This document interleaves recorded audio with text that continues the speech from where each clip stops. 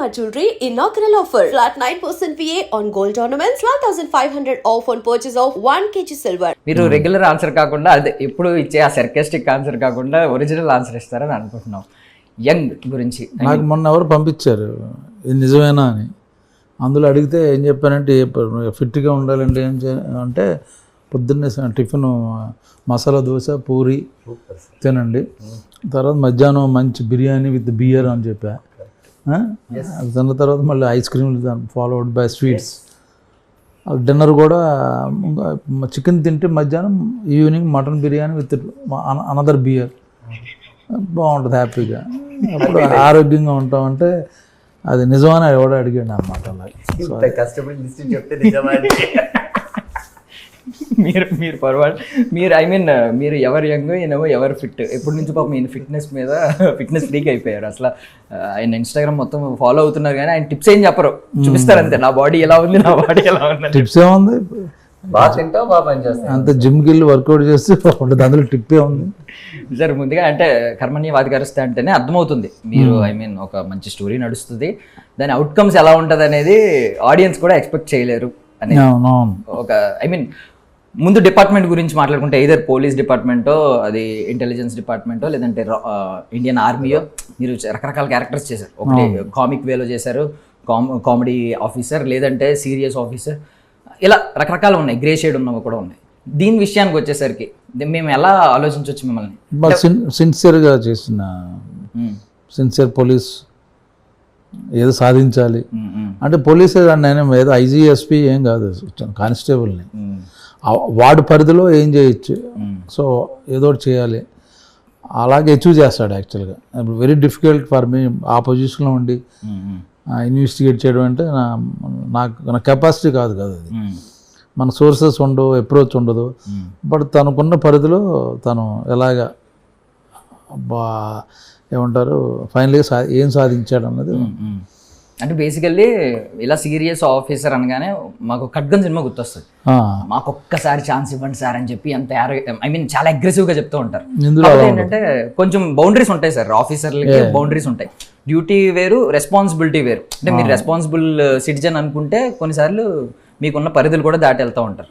So ఇందులో కూడా మేము అలాంటి ఏమన్నా ఎక్స్పెక్ట్ చేయొచ్చా అని డౌట్ వచ్చింది. అంటే డెస్టినీ వేరే జరుగుతూ ఉంటుంది. అదే మామూలు సిన్సియర్గా పోలీసులు ఎలా పనిచేస్తారు అన్నదాన్ని చూపించాడు, అదే చూపిస్తారు అంతే. ఎనీ ఎమోషనల్ ఇది ఉండదు. యా, సో మీ విషయానికి వస్తే సర్ప్రైజింగ్ ప్యాకేజ్ అలాగే అర్థమవుతుంది, అది ఏంటనేది మేము జడ్జ్ చేయలేకపోతున్నాం. ఒకసారి ఆ గెడ్డం వేసుకుని కొంచెం మాస్ లుక్లో కనిపించారు, కొంచెం క్లాస్ లుక్లో కనిపించారు. బట్ థింగ్ ఏంటంటే చాలా గ్రే షేడ్ ఉందేమో అనే భయం కూడా ఒక పక్క కలుగుతూ ఉంది.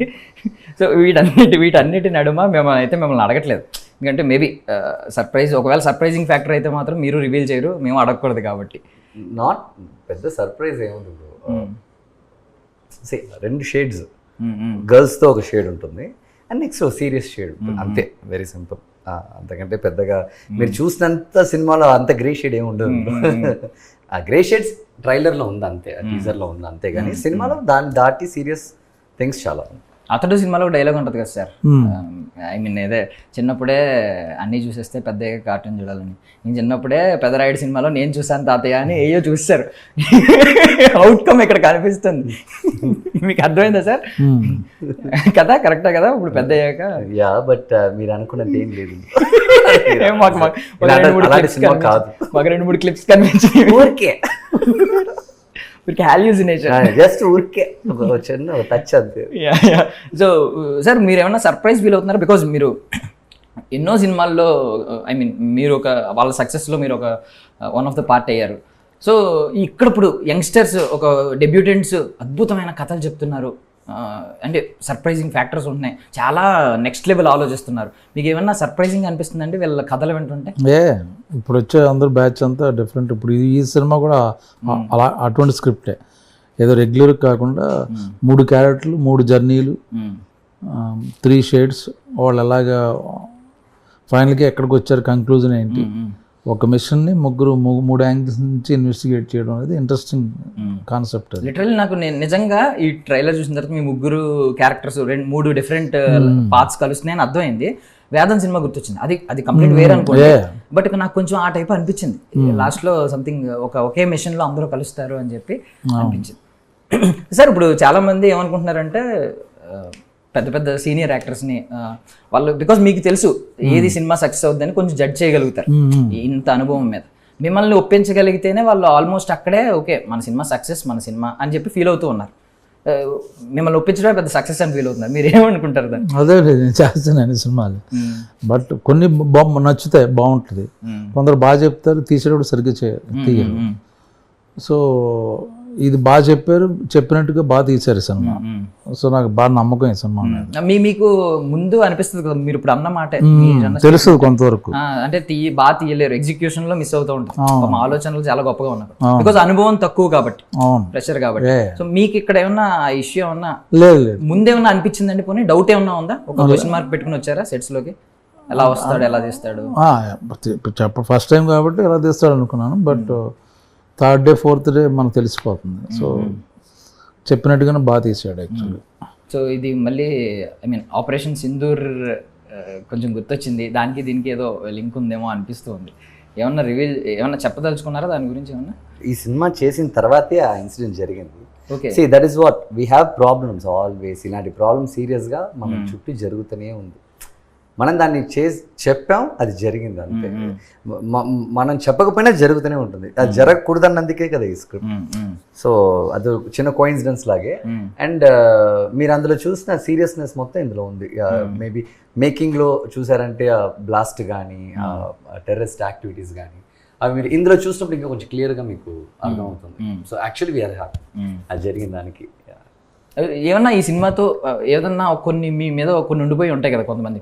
స్టార్టింగ్ లో ఏముండేది, మాస్టర్ మహేంద్రన్ అనే పేరు మిమ్మల్ని కొంచెం ఇబ్బంది పెట్టే ఉంటది. పెద్ద అయినా కూడా ఇంకా చిన్న ఆ ఫేసే ఎందుకు ఇమాజిన్ చేసుకుంటున్నారనే ఇబ్బంది ఉంటుంది. తర్వాత భవానీ వచ్చినప్పుడు, చిన్న భవానీ వచ్చినప్పుడు మొత్తం బ్రేక్ చేసింది ఆ ఆరోగెన్స్ ఇదంతా, ఐ మీన్ ఆ అగ్రెసివ్నెస్ ఇదంతా చూసిన తర్వాత. ఇప్పుడు ఈ సినిమాకి వచ్చినప్పుడు ఏదైనా మీ మీద ఉన్న కొంచెం వేరే ఆలోచన ఈ సినిమాతో బ్రేక్ అయిందని ఏమైనా అనిపించిందా? నో, అది అలా అంతే ఏం లేదు.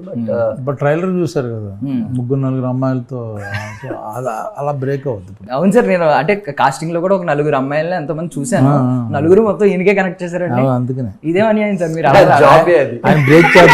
ఆయన బ్రేక్ చేద్దామని ఇమేజ్ అదే ఆ క్యారెక్టర్ కావాలన్నాడు మాట. సార్ నేనేం అడగలేదు సార్, అన్ని అమర్ రాసింది. మీరేం అడగలేదు సార్? ఏంటి మొత్తం పేర్లన్నీ ఆయనకి పెట్టారు, మేము ఉన్నాం కదా అని చెప్పి. ఆయనకు పేరు ఉంది, నాకు పెళ్ళి అయిపోయింది.